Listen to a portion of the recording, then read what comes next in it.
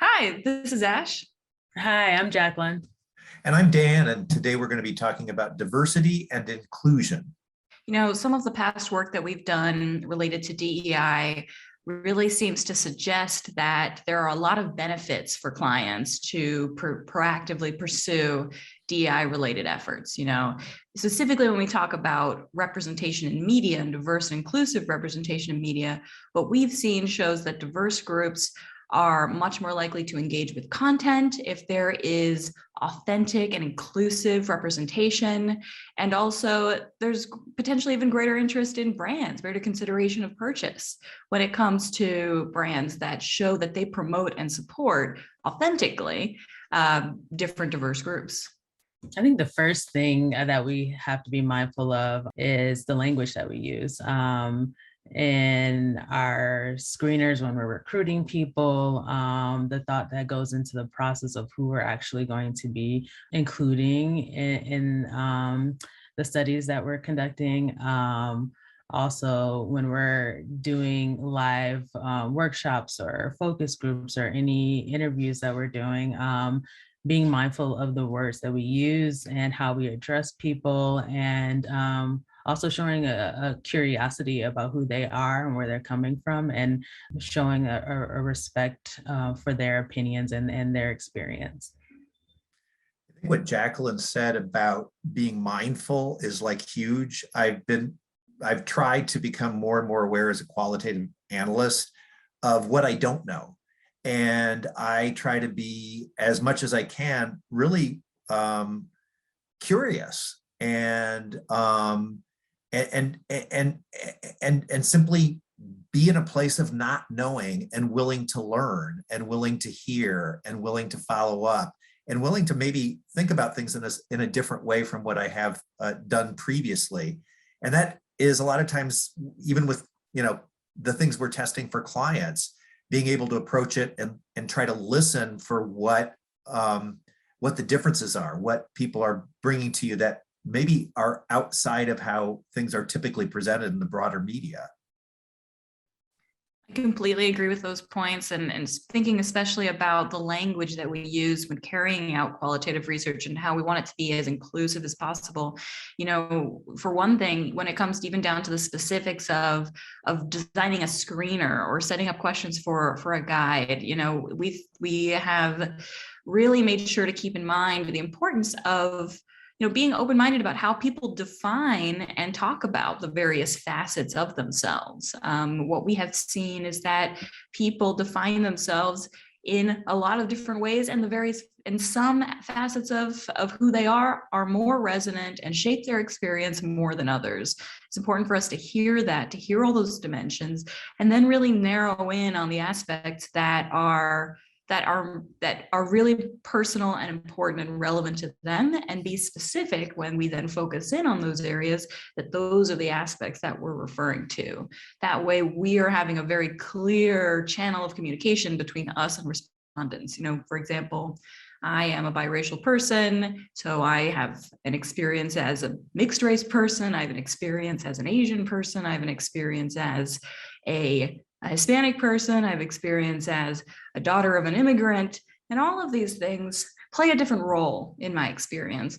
But for a researcher to understand that, it's important for them to understand all of those facets and then zero in on each one to understand, so tell me about the experience of being mixed race specifically. Tell me about the experience of being Asian specifically, so that those nuances don't get muddled in the conversation, and so that we can fully understand where people are coming from.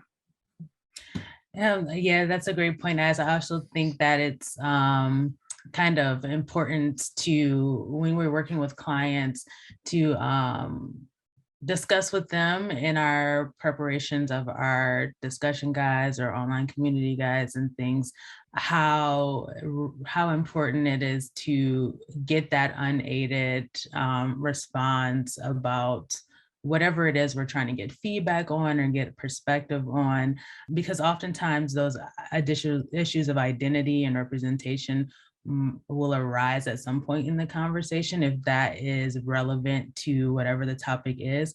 But the client might be coming into this research with a hypothesis or an opinion that this demographic is specifically reacting in this way because of X, Y, and Z, and that might not be the case. And so being able to be open-minded about how we're, asking questions and how they could potentially react to stimuli and to the questions that we're asking them, because the true issues might lie elsewhere.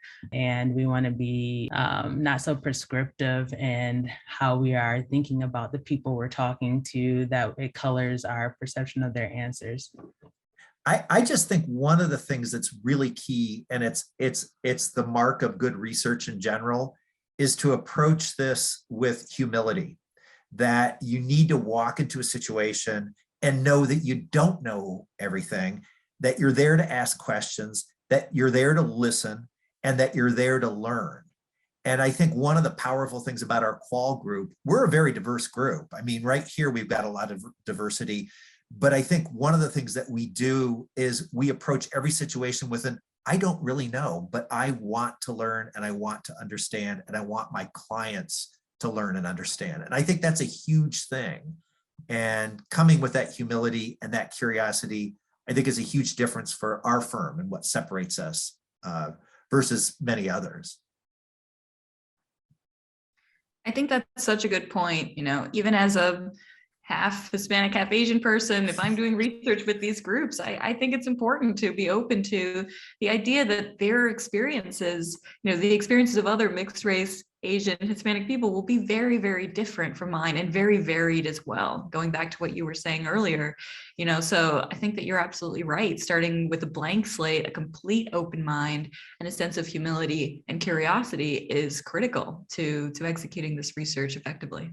It's interesting, the online qual, which we've always done, but which we've done even more of since COVID, has some really incredible upsides in terms of diversity.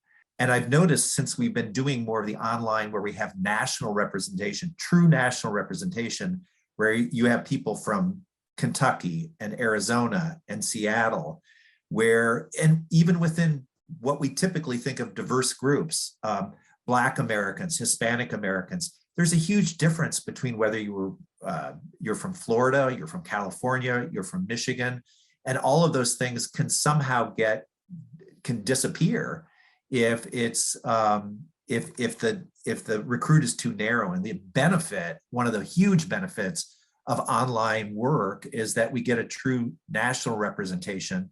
So even within diverse groups, you get diversity, which I think is much more reflective of reality, because even within a diverse group, there's a lot of variation, and to reduce a group to one way of thinking is it's false. And that's something we really need to work to get around. I agree with you, Dan. And I think that another benefit of that online aspect is that people are in their own homes. They're talking to you in an environment that they're feeling more comfortable in than if you were to bring them into a facility or be out, in the store shopping with them or what have you.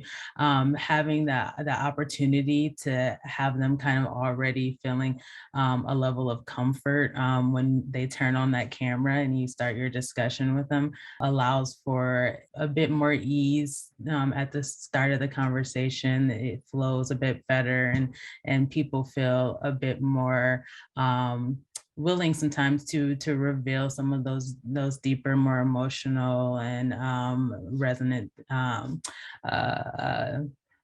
points of view that might otherwise be hard to get at.